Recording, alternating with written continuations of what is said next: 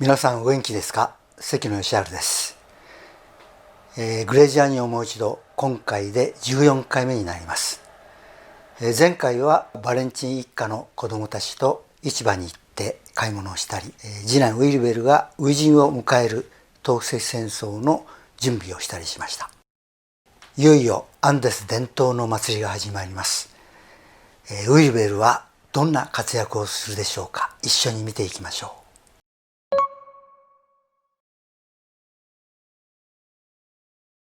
さあ、東西戦争の当日です。ウィルベルの、初陣ですね。どんな活躍をするだろう。おじさんのビクトリアーノです。村一の戦士と言ってもいい活躍をいつもしてるんですけどね。ウィルベルはなんとなく本当は緊張するはずなのにゆったりしてますね。標高4700メートルに上がっていきます。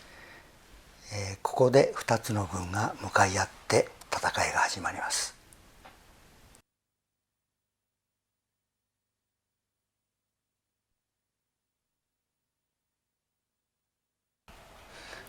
続々と男たちが集まってきています。ここは男らしさあるいは勇敢さを示す絶好の機会なんですね。この戦いはもともとインカ帝国時代に若者の試練として始まりました。戦いで死ねば英雄として葬られます。その血は大地の神パチャママに捧げられる。死者が出ればその年は豊作と言われてるんですね。さあ、ウィルベルも戦場にやってきました。午前11時。お互い罵倒をし合うことから始まります。敵の陣地ですね。約2キロ離れています。最初はとにかく罵倒をし合うことから始まります。育児なしとかクソったれとか罵倒の限りを尽くして罵り合います。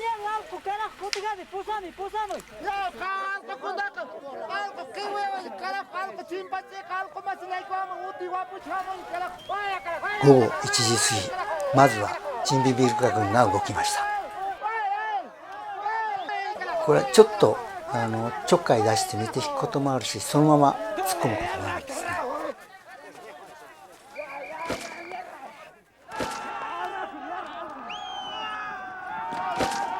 どんどん間合いを近づけていって、とうとう最前線だいたい至近距離10メートルぐらい近づいて、拳大に違ってものすごいスピード飛んできますから怖いですよね。ウィル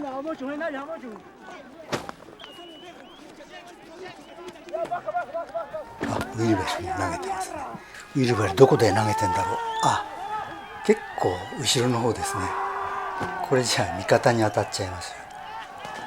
数の少ないチンビーグラフが動きました。やっぱり数が同じじゃないんですね。少ない方が劣勢になります。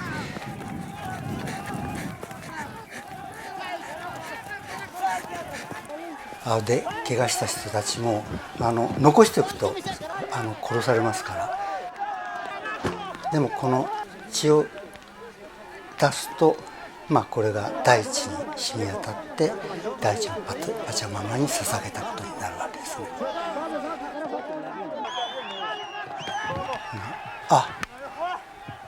カメラマンがちょっとカメラがおかしいですね。どんどん逃げてきています。一生懸命逃げてますけども逃げ遅れたディレクターが捕まりましたね。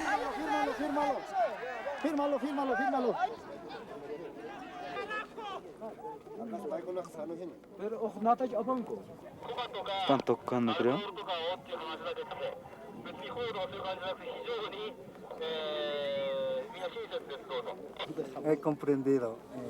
Amistad muy amable. Qué buena. はい、了解しました。こちらは何もありませんが、こちらもみんな無事です。どうぞ。Único un japonés poquito herido. Otro está bien. Está bien. 捕まったディレクターカメラマンは、この後解放されたんだけど、カメラを没収されてしまいました。で、天候氷が降ってきたりして、午後3時ごろ自然解散しました。今回は死者も出ませんでした。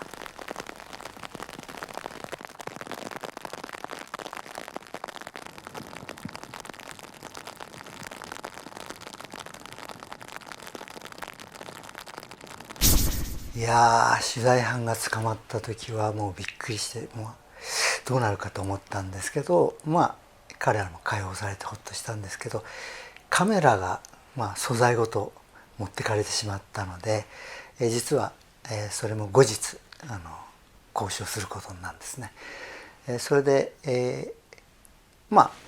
彼らと交渉して結局ある程度の金額を渡すことによって、カメラも素材も我々に取り戻すことができました。でこれは彼らが戦利品をゲットした時にやる普通のやり方なので、その時に女性が多いんですね。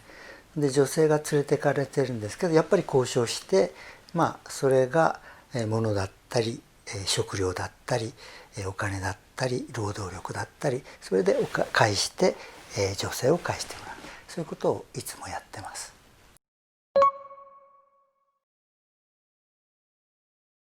ここでさっき映像を見ながら語ったように、インカの若者たち元服の時にいろんな試練をするんですけど、その時2チーム合わせに分かれて統率権合戦をする、それが起源だっていうのもあるし、もう一つはかつての土地争いの名残で、それがやっぱり投石機で戦ったので、それが今でも続いてんじゃないかっていう説ですね。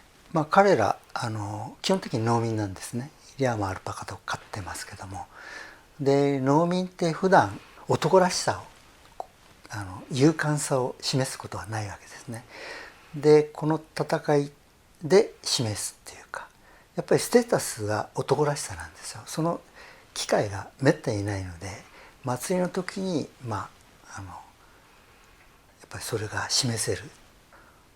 で面白いのは、この陶石祭りでも陣地で女たちが踊って歌ってますからね。その歌の詩が兄弟たちを血の雨を恐れるな、石の雨を恐れるなって言ってるんですよ。せかされてるんですね。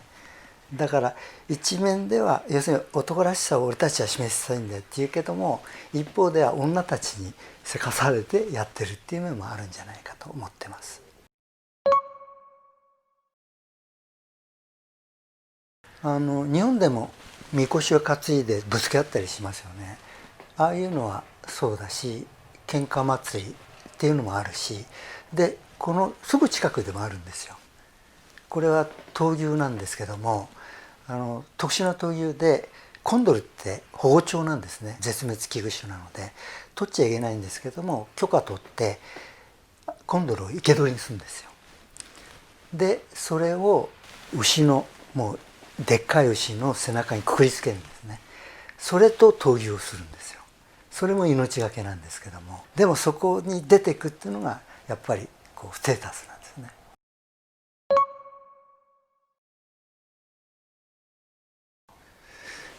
そのさっき言ったように男らしさとか勇敢さを示すっていうこともあるけども、一方ではやっぱりこの透析戦争が死ぬと英雄になる。でその血は大地の神パチャママに捧げられる。要するに宗教的な意味もあるんですよね。でこのアンデスでは実は祭りが少なくなってるんですよ。それは何かというとずっとキリスト教を布教してきましたね。でカトリックなんですよ。でカトリックって酒飲んでいいんですよ。でやっぱり酒と祭りともう一体なんですね。酒飲むから祭りやるよって感じなので、今そこにどんどん進出してきてるのがプロテスタントなんですね。でもうどんどんもうプロテスタントに変わってきてるんですよ、カトリックが。そうすると何が起こるかって、プロテスタントお酒飲まないんですよ。そうすると一緒に祭りをやらなくなるんですよね。だから今文化人類学者泣かせなんですよ。どこ行っても祭りがなくなっちゃった。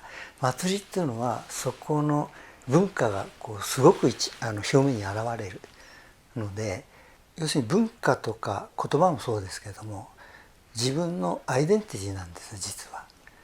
で自分は何者かっていう一番わかるわけですよ。それがなくなるわけで、だからさっき文化人類学者なくさって言ったけど、文化人類学者はどうでもいいわけで、彼らにとってもやっぱり損失は大きいと僕は思ってるんですね。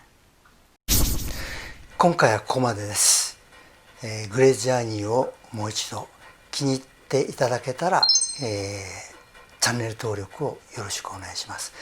またこの、映像を気に入ったらぜひ皆さんに拡散してください。また次回お会いしましょう。